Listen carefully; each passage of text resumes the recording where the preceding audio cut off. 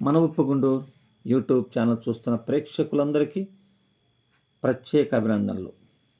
మన పురాణాల్లో ఎందరో దేవులను గురించిన కథలున్నాయి. చదువుకు సరస్వతీదేవి, సంపదకు లక్ష్మీదేవి, ఇలా ఒక్కొక్క పనికి ఒక్కో దేవుడు ఉన్నాడని మన పురాణాలు చెప్తున్నాయి. అలా నృత్యానికి కూడా ఓ దేవుడు ఉన్నాడు సుమా. ఆయనే నటరాజస్వామి. ఆయన గురించి పురాణాల్లో ఏం చెప్పారో చూద్దాం మరి. నటరాజు అంటే శివుడే. పేరులోనే ఉన్నట్లు ఆయన అన్ని రకాల నాట్యాలకు రాజు. శివుడు సంధ్యకాలంలో వెలుతురు, చీకటి సమానంగా పరుచుకున్న సమయంలో నాట్యం చేస్తాడు. ఇదే శివతాండవం. అప్పుడు భూమి, గ్రహాలు, నక్షత్రాలు, మొత్తం విశ్వమంతా ఊగిపోతుంది. చివరికి ప్రళయం సంభవిస్తుంది. సృష్టి మొత్తం నాశనం అవుతుంది. తర్వాత మళ్ళీ నిదానంగా నాట్యం మొదలవుతుంది.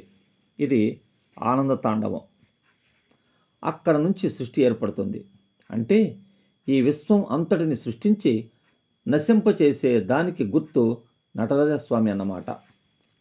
శివుడు ఆనందతాండవం చేస్తున్నప్పుడు పార్వతీదేవి తోడుగా నాట్యం చేస్తుంది. పార్వతీదేవి నాట్యాన్ని లాస్యం అంటారు. అప్పుడు లక్ష్మీదేవి పాట పాడుతుంటే సరస్వతి వీణ వాయిస్తుంది. విష్ణుమూర్తి మృదంగం, బ్రహ్మదేవుడు తాళాలు, ఇంద్రుడు వేణు వాయిస్తారట. దేవతలు, ఋషులు అందరూ కలిసి ఆ నృత్యాన్ని చూస్తుంటారట. విగ్రహం వివరాలకు వస్తే నటరాజస్వామికి 4 చేతులు ఉంటాయి కదా. కుడివైపు పైభాగంలో ఉన్న చేతిలో డమరకం ఉంటుంది చూసారా. అది ఈ విశ్వం అంటే నక్షత్రాలు, గ్రహాలు, జీవులు అన్నీ కూడా శివుడు నాట్యం చేస్తున్నప్పుడు డమరుకాన్ని కదిపితే వచ్చే శబ్దం నుంచి పుట్టాయంటారు. అంటే సృష్టికి సంకేతం. అంతేకాదు, డమరుకం కదిపినప్పుడే ఆ నుంచి క్ష వరకు అక్షరాలు పుట్టాయంటారు. భాషలన్నిటికీ మూలం కూడా డమరకం నుంచి వచ్చిన ధ్వనే అంటుంటారు. కుడివైపు చేతిలో ఇంకోటి అరచేయి పైకెత్తి ఉంటుంది కదా, అది విశ్వాన్నంతటిని రక్షిస్తాను అన్నదానికి గుర్తు. ఎడమవైపు పైభాగంలో ఉన్న చేతిలో అగ్ని ఉంటుంది. అది సృష్టిని మళ్ళీ తనలోకి కలిపేసుకుంటాను అన్నదానికి గుర్తు. రెండో ఎడమ చేయి ఏనుగు తొండముల ఎడమ కాలిని చూపుతూ ఉంటుంది.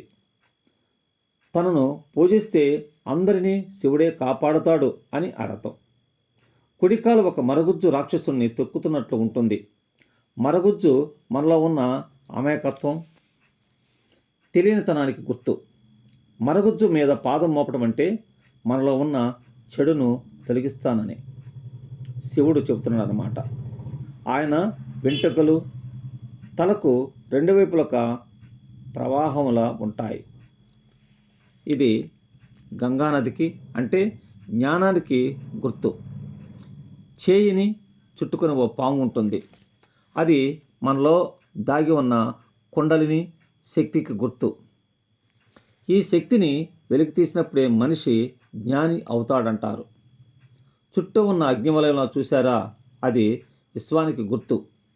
మొత్తానికి విశ్వమంతా ఈశ్వరుడి ఆధీనంలో ఉంటుందన్న దాన్ని ఒక విగ్రహంలో చూపించేందుకు భారతీయ శిల్పులు చేసిన ప్రయత్నమే ఈ నటరాజు. నాట్యం చేసేవాళ్ళు నటరాజుకు మొక్కిన తర్వాతే ప్రదర్శన మొదలు పెడతారు. చూసారా ఎంత అద్భుతంగా ఉందో. కాబట్టి నా వీడియో నచ్చితే లైక్ చేసి, షేర్ చేసి, సబ్స్క్రైబ్ చేస్తారని కోరుకుంటూ మీ వద్ద సెలవు తీసుకొని మరో వీడియోలోకి వస్తాడు మీ శామ్యూల్ తిలకతోటి.